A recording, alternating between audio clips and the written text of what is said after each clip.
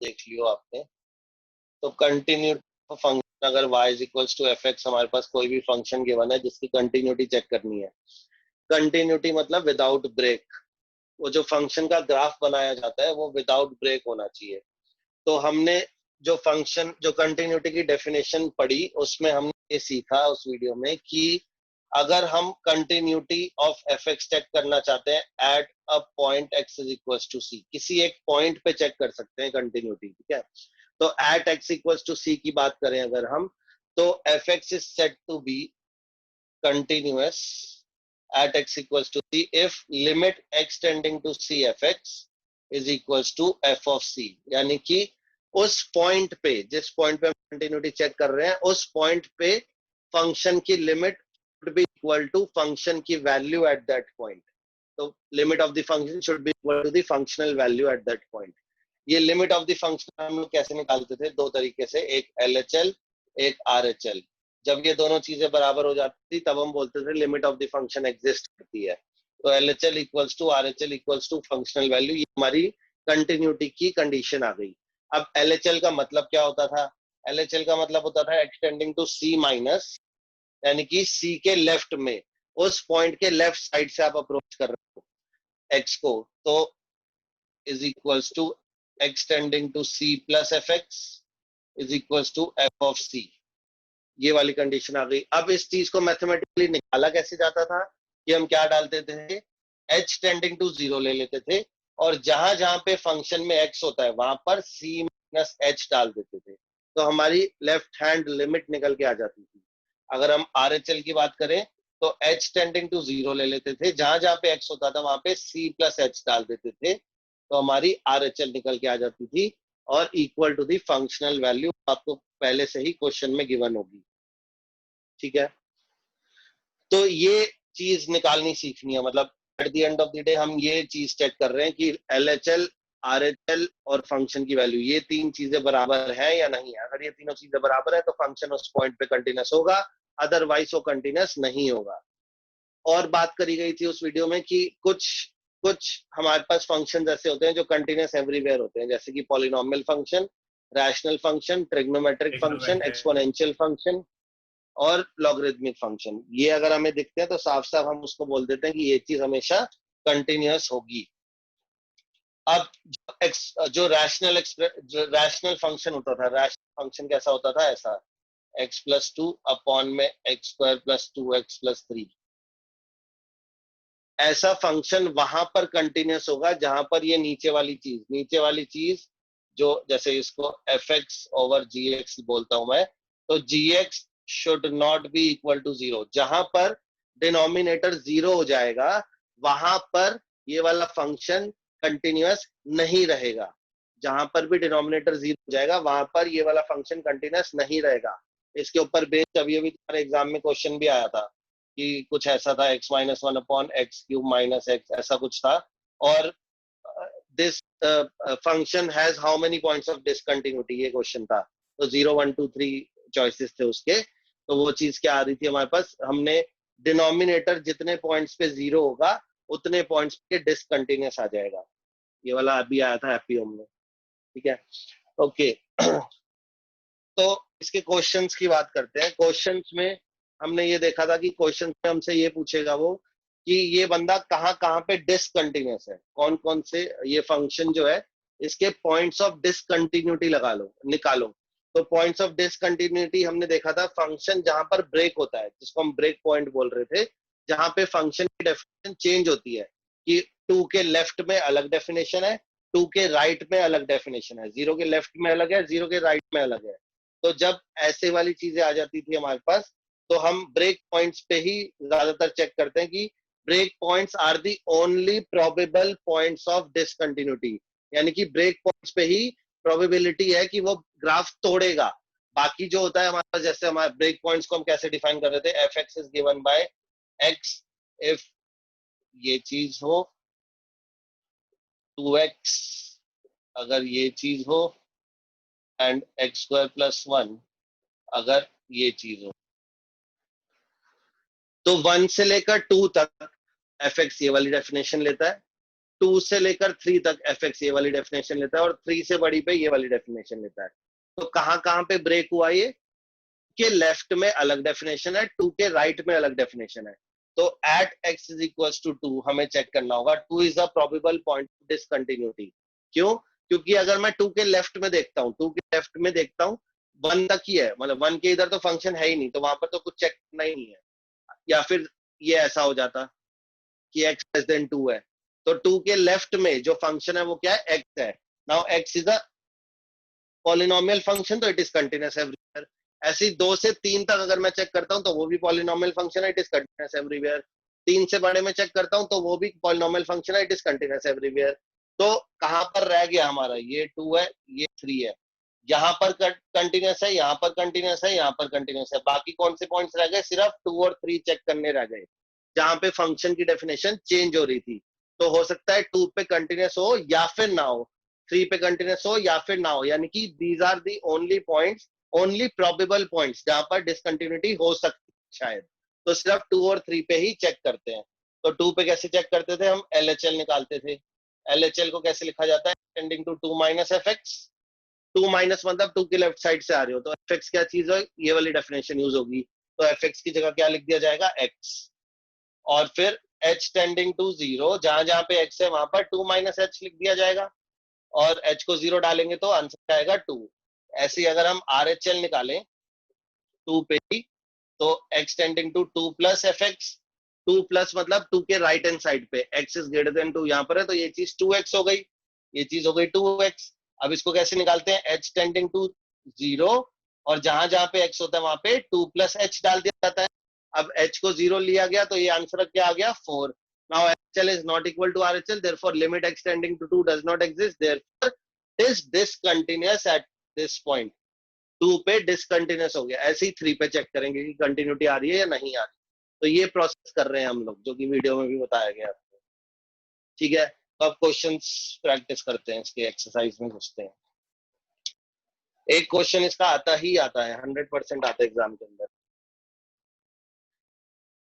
Okay, तो 5.1 की बात कर रहे हैं हम लोग।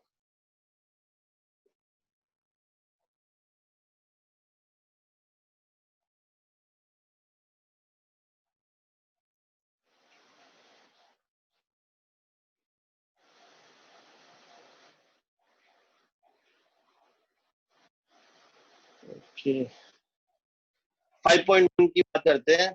असली क्वेश्चन स्टार्ट होते हैं हमारे क्वेश्चन नंबर 6 से। ठीक है, उससे पहले हम ऑलरेडी डिस्कस कर रहे हैं। क्वेश्चन नंबर 1 है, prove that the function fx minus 3 is continuous at x equal to 0, x is equal to minus 3, x is equal to 5। अब हमें पता ही है fx फंक्शन जो है fx minus 3 ये क्या है, एक पॉलिनोमियल फंक्शन है, इट इज कंटिन्यूअस एवरीवेयर, तो ये हर पॉइंट पे कंटिन्यूअस होगा।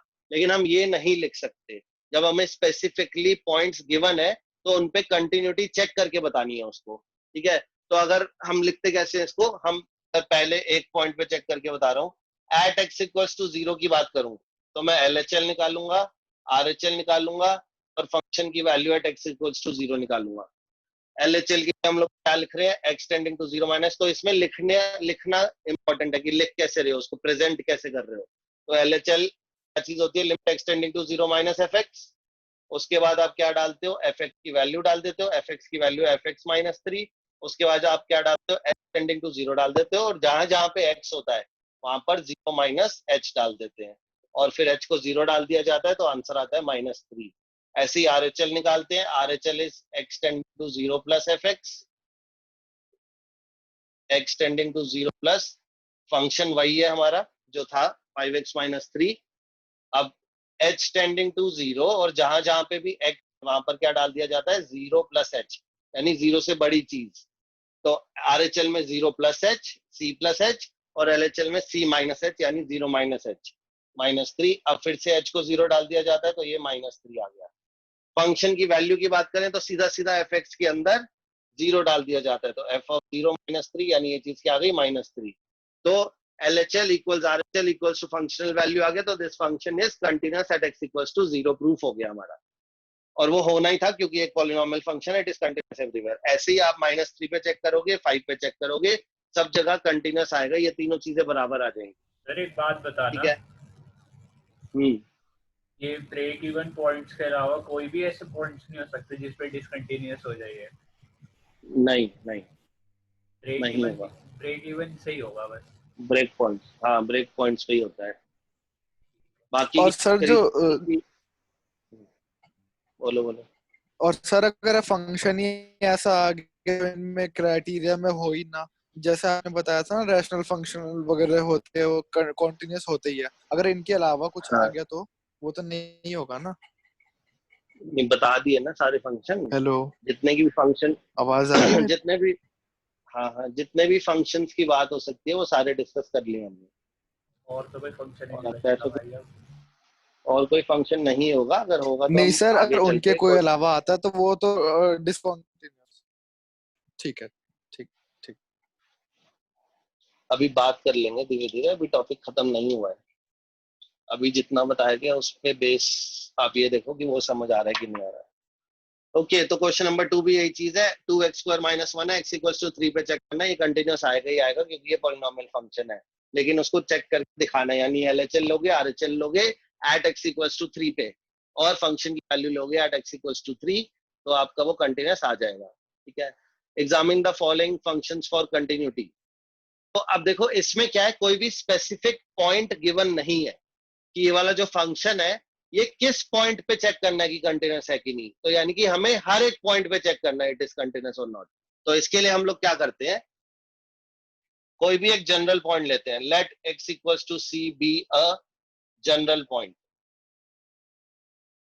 और C पे कंटिन्यूटी चेक करते हैं, C पे LHL RHL और फंक्शन की वैल्यू निकालते हैं, और वो कंटिन्यूस आ जाएगी। वो कंटिन्यूस आ जाएगी तो हम बोलेंगे कि C is a general point, वहां पे कंटिन्यूस आ गया तो इट इज कंटिन्यूस एवरीवेयर। ठीक है, क्वेश्चन नंबर 3 में ये करना है हमें। मॉड फंक्शन को फिर से लिखना आता है, रीराइट करना आता है मॉड फंक्शन को। जो मॉड फंक्शन होता है हमारे पास, ये 11th में हमने बताया था बच्चों को, मॉड फंक्शन को रीराइट कैसे करते हैं, ये आते हैं, बोलो भाई। सर याद यस नहीं क्या है। सर, होता है, आते हैं सर। एक क्या बार वो करते हैं, लेस देन वाला होता है, उसमें होता है या क्या एक्स या लिखना है ये बताओ।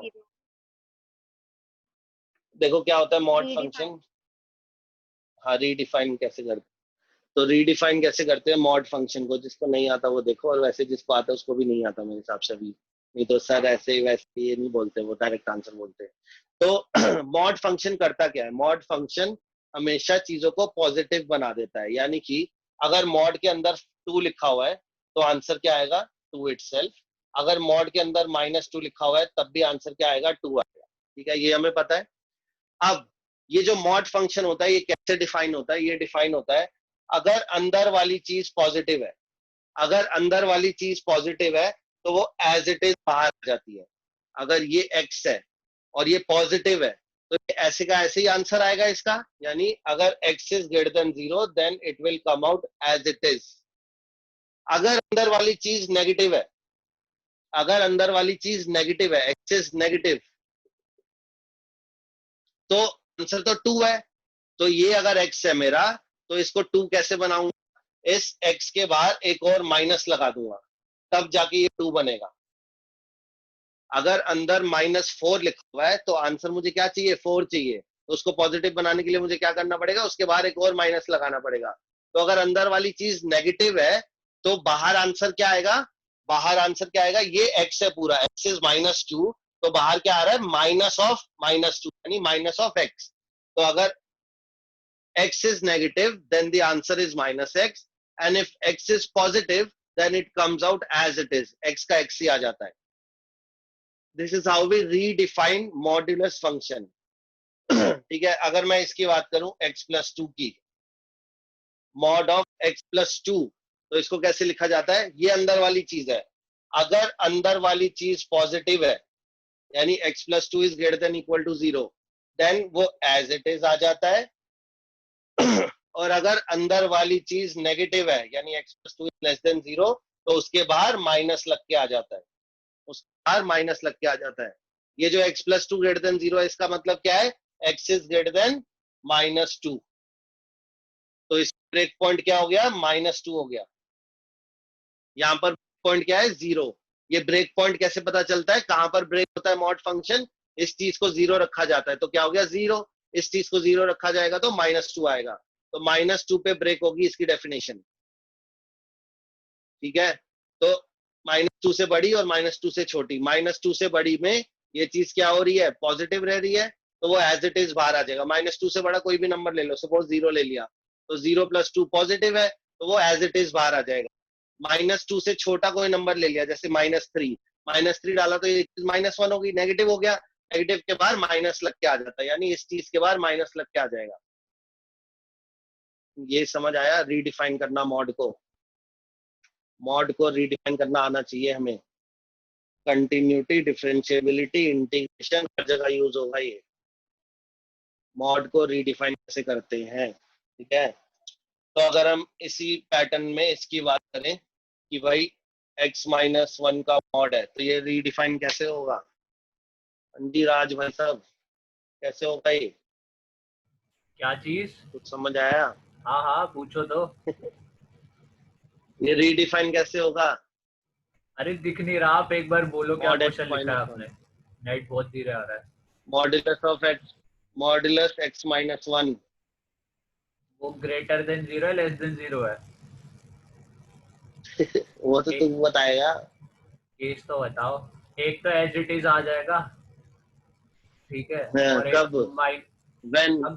ग्रेटर देन है, मतलब 0 से बड़ा है तो एज इट इज आ जाएगा, और छोटा है तो माइनस ऑफ ब्रैकेट में x-1।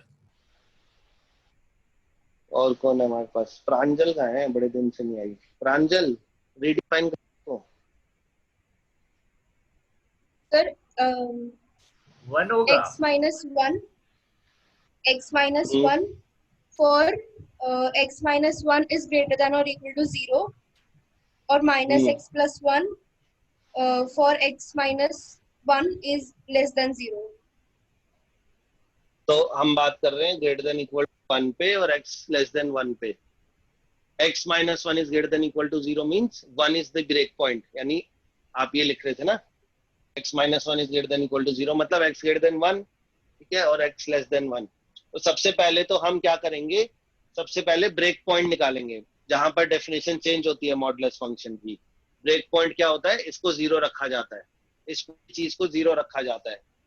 तो x-1 is 0 तो x की वैल्यू 1, तो 1 इज द ब्रेक पॉइंट। तो या तो x greater than 1 होगा या x less than 1 होगा। whenever x is greater than 1, अगर x greater than 1 है तो ये चीज पॉजिटिव है, पॉजिटिव है तो एज इट इज बाहर आ जाएगी। x greater than 1 मतलब जैसे 2 ले लिया हमने, तो 2 - 1 ये चीज पॉजिटिव आ रही है तो वो एज इट इज बाहर आ जाएगी। x लेस देन 1 की बात करें तो 0 ले लिया, ये चीज नेगेटिव आ रही है तो उसके बाद माइनस लग के आएगा, यानी 1 - x हो जाएगा ये। ठीक है, रीडिफाइन करना आ गया हमें मॉड फंक्शन को। तो ये हम क्यों सीख रहे थे, ये हम इसलिए सीख रहे थे क्योंकि क्वेश्चन नंबर 3 का जो डी पार्ट है, क्वेश्चन नंबर 3 का डी पार्ट है वो हमारा मॉडुलस फंक्शन है x-5। x-5 मॉडुलस फंक्शन है। चेक करना है इसकी कंटिन्यूटी।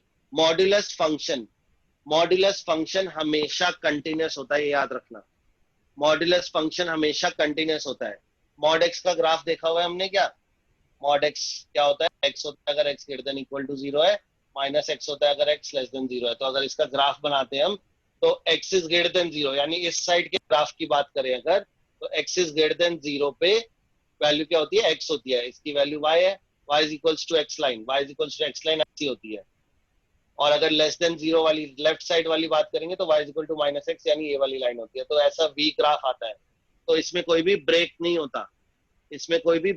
होता, तो मॉडुलस फंक्शन हमेशा कंटिन्यूअस होता है। ठीक है, at every point it is continuous. अगर मैं x+1 की बात करूं, x+1 का मॉडुलस, अगर इस वाले की बात करेंगे तो इसका ग्राफ कैसे बनता है, जो भी ब्रेक पॉइंट है, जैसे -1 है इसका ब्रेक पॉइंट, -1 पे v ग्राफ बन जाएगा। तो modulus function is continuous everywhere, ये याद रखना। मॉडुलस और ग्रेटेस्ट इंटीजर, ये दो फंक्शन आएंगे हमारे पास कि हम बहुत ज्यादा स्टडी करेंगे। क्यों? क्योंकि ऐसा कोई पेपर नहीं बनेगा जिसमें 1 मार्कर या एमसीक्यू हमारा इन दोनों पे बेस नहीं होगा, इन दोनों में से किसी पे। मॉडुलस और हमारा ग्रेटेस्ट इंटीजर फंक्शन, इन दोनों की अभी स्टडी करेंगे ढंग से। कि ये कहाँ पे कंटिन्यूस होता है, कहाँ पर नहीं होता। तो modulus function is continuous everywhere. अभी फिलहाल ये याद रखो कि कोई भी मॉड्यूलस फंक्शन होगा इट बी कंटिन्यूस एवरीवेयर, ठीक है। अब हमें बात करनी है कि इस वाले मॉड्यूलस फंक्शन की, कि इसकी कंटिन्यूटी की बात करो। हमें पता तो है ये कंटिन्यूस है एवरीवेयर, लेकिन हमें प्रूफ करना है। जैसे क्वेश्चन नंबर 3 में हमें हर पार्ट में प्रूफ करना है कि वो कंटिन्यूस है। तो हम क्या कर रहे हैं कि इसको रीडिफाइन कर रहे हैं सबसे पहले। तो मॉडुलस फंक्शन को रीडिफाइन किया जाएगा, तो ये चीज क्या हो जाएगी, x minus 5 when x is greater than equal to 5 and 5 minus x if x is less than 5, ठीक है। अब ये दो पार्ट्स में ब्रेक हो गया। मेरे को हर एक पॉइंट पे चेक करना है कि ये कंटिन्यूस है या नहीं है। तो अगर x ग्रेटर देन 5 है, यानी यहाँ की बात कर रहा है वो, अगर वो यहाँ की बात कर रहा है तो हम लिखेंगे it is a polynomial function, therefore it is continuous everywhere। अगर हम की बात करें तो it takes this definition, it is also polynomial function, it is continuous everywhere। The only point where I need to check the continuity is the point of break point, जो कि x equals to 5 है। तो x equals to 5 पे हम उसको check करके बता देंगे कि LHL, RHL और फंक्शन की वैल्यू एट 5 तीनों चीजें बराबर आ रही हैं और 5 पे भी कंटिन्यूस आ जाएगा। जब हम LHL की बात करेंगे तो हम ये वाली डेफिनेशन यूज करेंगे, RHL की बात करेंगे तो ये वाली डेफिनेशन यूज करेंगे, और f ऑफ 5 मतलब यहाँ पर 5 डाल देंगे यानी 0। ये चीज 0 आएगी, ये दोनों भी 0 ही आएंगे, और हम बोल देंगे कि function is continuous everywhere at every point, ठीक है। ये सब क्वेश्चंस नहीं आते हैं एग्जाम में, ये सिर्फ नॉलेज के लिए है। एग्जाम के क्वेश्चन स्टार्ट होंगे हमारे क्वेश्चन नंबर 6 से, ठीक है। तो क्वेश्चन नंबर 6 से ही फिलहाल स्टार्ट करते हैं। क्वेश्चन नंबर 6 से स्टार्ट कर रहे हैं। देखो, find all points of discontinuity. तो हमें all points of discontinuity of the function निकालना है। तो ये जो फंक्शन है ये सारे ब्रेक फंक्शंस हैं, देखो ब्रेक हो रखे हैं सारे के सारे। तो probable points of discontinuity are जो ब्रेक पॉइंट्स होंगे, यानी कि अगर मैं क्वेश्चन नंबर 6 की बात करूं तो 2 is the probable point of discontinuity, यानी हो सकता है ये फंक्शन 2 पे डिसकंटिन्यूस हो जाए या हो सकता है कंटिन्यूस भी हो। तो यानी 2 पे तो चेक करना बहुत जरूरी है। अगर मैं 2 के लेफ्ट की बात करूं, 2 के लेफ्ट की बात करूं तो 2 के लेफ्ट में the function is 2x plus 3, it is a polynomial function, therefore it is continuous. 2 के अगर राइट की बात करूं तो it is 2x minus 3, it is a polynomial, therefore it is continuous. लेकिन मुझे ये डिस्कस करने की जरूरत ही नहीं है, क्योंकि उसने क्वेश्चन में ये नहीं बोला है। क्वेश्चन को दो तरह से पूछा जाता है। पहला जो क्वेश्चन नंबर 3 था हमारे पास, वो क्या था, examine the continuity of the function, यानी कि हमें हर पॉइंट पे ये चेक करना है कि कंटिन्यूस है या नहीं है। तो उस केस में मैं ये भी बताऊंगा कि 2 के लेफ्ट में भी कंटिन्यूस है, राइट में भी कंटिन्यूस है, और 2 पे मैं अभी बता रहा हूँ, ठीक है। लेकिन अगर क्वेश्चन ये find the points of discontinuity, तो उसमें तो सिर्फ मेरे को वो आंसर देना है कि ये वाले पॉइंट पे डिसकंटिन्यूस है। तो मुझे जब मन में पता है कि यहाँ पर कंटिन्यूस है, यहाँ पे कंटिन्यूस है, तो उसकी डिस्कशन करना जरूरी नहीं है। डिस्कशन सिर्फ उस पॉइंट की होगी जहां पे मुझे शक होगा, और शक कहां पर होता है, ब्रेक पॉइंट पे, जहां पे फंक्शन की डेफिनेशन चेंज हो रही होती है, राइट। तो इसमें हम क्या चेक करेंगे, at x equals to 2 check करेंगे। सिर्फ एट x इक्वल्स टू 2 पे LHL निकाली जाएगी, RHL निकाली जाएगी, और फंक्शन की वैल्यू निकाली जाएगी। LHL के लिए हम लोग क्या लिख रहे हैं, limit x tending to 2 minus fx। तो 2 माइनस के लिए fx कौन सा यूज होगा, 2x plus 3 वाला। फिर h टेंडिंग टू 0 डाल दिया जाएगा, 2 टाइम्स, जहां जहां पे x होगा वहां पर क्या आ जाएगा, 2 माइनस h आ जाएगा प्लस 3, h को 0 डाल दिया जाएगा तो दिस विल बी 7। ऐसे ही RHL में 2 प्लस, और कौन सा फंक्शन यूज किया जाएगा, 2x माइनस 3 वाला। लिमिट h टेंड टू 0 डाल दिया जाएगा, 2 टाइम्स 2 प्लस h डाल दिया जाएगा माइनस 3, h को 0 डाल दिया जाएगा तो हमारे पास आंसर आएगा 1। LHL और RHL दोनों बराबर नहीं आई, LHL और RHL बराबर नहीं आई, therefore the function is discontinuous at x equals to 2। तो हम बोलेंगे 2 is the only point of discontinuity of this function। सही है। Question number 7। तो क्वेश्चन नंबर 7 की अगर हम बात करते हैं तो क्वेश्चन नंबर 7 में सबसे पहली चीज हमने नोटिस करी, उस फंक्शन के अंदर मॉड भी यूज हो रहा है, ठीक है।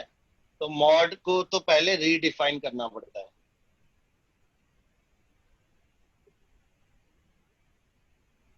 लेकिन ये ऑलरेडी रीडिफाइंड है, redefined in the sense already break हो रहा है यहाँ पर।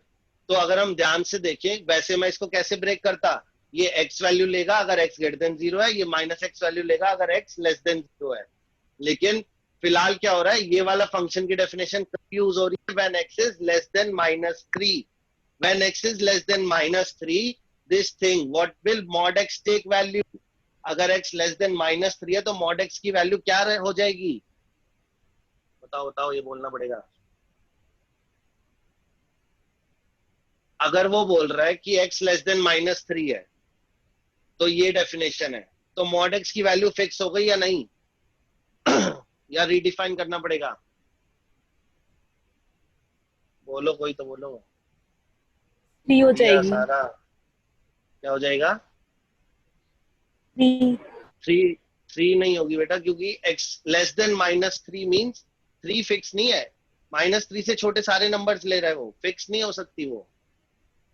लेकिन mod x की वैल्यू क्या हो जाएगी? -x -x, क्योंकि mod x की वैल्यू क्या हो रही थी, अगर x पॉजिटिव हो रहा था, x ग्रेटर देन 0 हो रहा था तो x ले रहा था वो वैल्यू। अगर x less than 0 negative numbers थे तो बाहर क्या निकल के आता था, -x निकल के आता था। तो यहाँ पर क्या है, x is already a negative number, x is taking negative values, x is taking -3 से छोटी वाली वैल्यूज। तो ये mod x की जगह पे सीधा सीधा -x आ जाएगा और mod हट जाएगा क्वेश्चन से।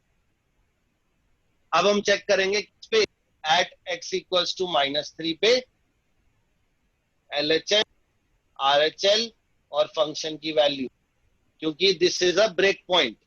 और ऐसे ही एट x इक्वल्स टू 3 पे LHL, RHL और फंक्शन की वैल्यू। हमारे पास 2 ब्रेक पॉइंट्स आ रहे हैं इस फंक्शन के अंदर। -3 के लेफ्ट में अलग फंक्शन है, -3 के राइट में अलग फंक्शन है, 3 के लेफ्ट में अलग फंक्शन है, 3 के राइट में अलग फंक्शन है। अगर LHL ऑफ -3 निकालना चाहूं तो x टेंडिंग टू -3 -3 वो पॉइंट है C वाला, और माइनस ऊपर वाला क्या डिनोट करता है कि लेफ्ट साइड से आ रहे हैं, LHL है। तो -3 के लेफ्ट साइड से क्या फंक्शन यूज हो रहा है, -x + 3। Limit h tending to 0 minus of x के बाहर माइनस लगा हुआ है, जहां जहां पे x है वहां पर क्या आ जाता है, -3 -h आ जाता है +3। h को 0 डाल दिया गया, क्या आ गया, 3 + 3 6 आ गया। ऐसे ही limit x tending to -3 plus -3 के राइट हैंड साइड से आ रहे हो आप लोग तो -2x आ गया। -2x limit h tending to 0 डाला गया, -2 टाइम्स -3 प्लस h डाल दिया जाएगा x की जगह पे, x की जगह पे -3 प्लस h को 0 डाल दिया गया, ये भी 6 आ गया हमारे पास। f ऑफ -3 के लिए कौन सी डेफिनेशन यूज करेंगे, ये वाली डेफिनेशन, क्योंकि यहाँ पर -3 की इक्वालिटी है तो -3 यहाँ पर डाल देंगे तो ये 3 + 3 6 हो जाएगा। यानी कि ये तीनों चीजें बराबर हो गई तो x इक्वल्स टू -3 पे ये वाला फंक्शन कंटिन्यूअस है, ये वाला फंक्शन कंटिन्यूअस है एट x इक्वल्स टू -3। लेकिन मुझे ये नहीं बताना था, मुझे इसमें इंटरेस्ट नहीं था कि ये कहाँ पे कंटिन्यूअस है, मुझे वो वाले पॉइंट्स बताने हैं जहाँ पे ये डिसकंटिन्यूअस है। तो ये तो अब कर दिया, अब इसको काटेंगे थोड़ी, इसको तो लिखे रहने देंगे। अब हम बात करेंगे x इक्वल्स टू 3 पे, x इक्वल्स टू 3 पे LHL निकालेंगे। x इक्वल्स टू 3 मतलब 3 के लेफ्ट साइड पे, LHL की बात करें लेफ्ट साइड पे ये वाला फंक्शन यूज है -2x। h टेंडिंग टू 0 डाल रहे हैं, -2 के अंदर x की जगह पे 3 - h, 3 - h, पॉइंट इज 3 तो c - h डालते तो 3 - h आ गया, h 0 डाला गया, ये हो गया -6 -6। ऐसे ही RHL निकालते हैं अगर तो x टेंडिंग टू 3 प्लस और 3 प्लस में 6x + 2 यूज किया जाएगा, 6x + 2 यूज किया, h टेंडिंग टू 0 डाला, 6 टाइम्स 3 + h + 2, यानी ये चीज क्या हो गई, h को 0 डाला तो 18 + 2 20, ये चीज 20 हो गई। f ऑफ 3 निकालने की कोई जरूरत ही नहीं है, LHL और RHL बराबर नहीं आए, मतलब this is a point of discontinuity, यानी this is our answer, x equals to 3 is the only point of discontinuity for this function. हमें ये बताना था कि ये कहाँ पे डिसकंटिन्यूअस होगा, तो x इक्वल्स टू 3 पे ये डिसकंटिन्यूअस हो जाएगा। सही है, बोलो सो गए क्या? सर आपने सब -x क्यों किया, समझ नहीं आया। हमें यहाँ पे ऑलरेडी x की वैल्यू पता थी, x की value, x was taking value less than -3, यानी x की वैल्यू 4 भी हो ही नहीं सकती, तो कभी 4 हो ही नहीं सकती। यहाँ पर फंक्शन था mod x + 3, तो whenever x was less than -3 it was taking value this thing. तो x कभी 4 हो ही नहीं सकता, तो x mod x के बाहर कभी x आएगा ही नहीं. x हमेशा नेगेटिव वैल्यू ले रहा है, x हमेशा नेगेटिव वैल्यू ले रहा है, और जब भी नेगेटिव वैल्यू लेगा तो mod x के बाहर क्या आता है, माइनस लग के आता है ना उसके बाद, तो इस चीज को -x लेना पड़ेगा. अगर x नेगेटिव वैल्यूज लेता है तो बाहर माइनस साइन लग के आता है, अगर x पॉजिटिव वैल्यूज लेता है तो वो एज इट इज बाहर आ जाता है. ये हमने मॉड की प्रॉपर्टी में लिखा है.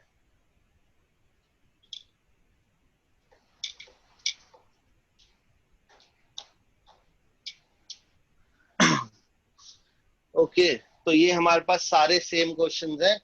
अब हम बात करते हैं, अच्छा इसकी बात कर लेते हैं नंबर 8 की. क्वेश्चन नंबर 8 है हमारे पास, fx is equals to mod x over x if x is not equal to 0 and 0 if x is equals to 0.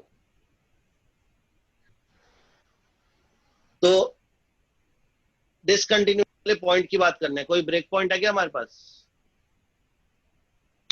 Zero zero break point है. हाँ लेकिन ब्रेक पॉइंट तभी होगा जब जीरो के लेफ्ट और राइट में अलग अलग फंक्शन यूज हो रहा हो. लेकिन फिलहाल तो यहाँ पर क्या हो रहा है, जीरो के लेफ्ट में भी यही फंक्शन है, राइट में भी यही फंक्शन है, और जीरो पे जीरो वैल्यू है. ठीक है, जीरो पे जीरो वैल्यू है, लेकिन जीरो के लेफ्ट में भी यही फंक्शन है, राइट में भी यही फंक्शन है. और जब तक क्वेश्चन के अंदर मॉड दिख रहा है मुझे, तब तक मैं क्वेश्चन को स्टार्ट नहीं कर सकता. इससे प्रीवियस क्वेश्चन में भी मॉड एक्स को पहले हटाया गया था, ऐसे ही इस वाले मॉड एक्स को भी हटाना पड़ेगा. अब ये कैसे हटेगा, यहाँ पर जो रेंज गिवन है वो हमारे पास नेगेटिव पॉजिटिव के टर्म्स में नहीं है, यानी कि इस वाले मॉड एक्स को रीडिफाइन करना पड़ेगा, इस वाले मॉड एक्स को रीडिफाइन करना पड़ेगा. तो मॉड एक्स कैसे रीडिफाइन होता है, मॉड एक्स रीडिफाइन होता है या अगर ये x से ग्रेटर है, जीरो से, और या फिर वो लेस देन जीरो है. ठीक है, और x इज इक्वल टू 0 पे तो 0 गिवन है ही हमें. सही. नाउ अब मेरे को इनके आंसर्स चाहिए. अगर x greater than equal to 0 है, then what will this value be? 1 हो जाएगा. अगर x greater than equal to 0 है, then mod x will take value x. mod x value ले लेगा. अगर x पॉजिटिव है तो वो एज इट इज बाहर आ जाता है, mod x का मतलब x हो जाता है, तो x बाय x कट जाएगा और 1 आ जाएगा. ऐसे ही अगर x नेगेटिव है, x इज लेस देन 0 है, अगर x लेस देन 0 है, then mod x will take value -x. तो -x अपॉन x, ये चीज -1 हो जाएगी. अब हमारे पास ब्रेक पॉइंट आ गया 0. तो अगर आप LHL निकालोगे तो -1 आएगी लिमिट, RHL निकालोगे तो 1 आएगी लिमिट, और फंक्शन की वैल्यू 0 है. तो तीनों ही चीजें बराबर नहीं है, therefore 0 is the point of discontinuity आ जाएगा. This is called as a signum function. Signum function बोलते हैं इसको, सुना हो तो 11th में. Yes sir. ये समझ आया ये कैसे लिखा है? ये लिखना जरूरी है भाई, इंटीग्रेशन में दिक्कत करेगा नहीं तो ये. सर थोड़ा थोड़ा. ओके फिर से करते हैं इसको. ये साले मुझे उन टीचर से बड़ी दिक्कत है जो मॉड एक्स नहीं पढ़ाते ढंग से. पूरी गैर पढ़ा देते, मॉड एक्स नहीं लिखना आता बच्चों को. अब मत तो पढ़ाओ 9th की ना, बात करते हैं. मत पढ़ाओ. क्या हो गया? टाइम देखो ना.